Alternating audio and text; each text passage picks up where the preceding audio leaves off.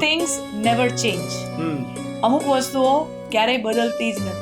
2009માં Warren buffet પોતાની કારમાં પોતાના એસોસિએટ સાથે એક જગ્યાએ જઈ રહ્યા છે યુએસ ના કોઈ સિટીમાં, અને આપણે જાણીએ છીએ કે 2008માં લેમેન બ્રધર્સ ને એક બહુ મોટો ફિયાસ્કો થયેલો આખો એક. તો એના એસોસિએટ છે ને બહુ ગભરાયેલી હાલતમાં વોરન બફેટ ને પૂછે છે, 2009ની વાત, એક વર્ષ પછી સ્ટેબલ થઈ નથી economy, stock market. Warren buffet એને પૂછે છે કે તને ખબર છે 1962માં અમેરિકામાં સૌથી વધારે વેચાતી ચોકલેટ કઈ હતી? તો એનો એસોસિએટ કે છે ના મને નથી ખબર. ત્યારે વોરન બફેટ એને કહે છે ઇટ વોઝ સ્નીકર્સ. આપણે અહીંયા પણ ખાઈએ છીએ સ્નીકર્સ.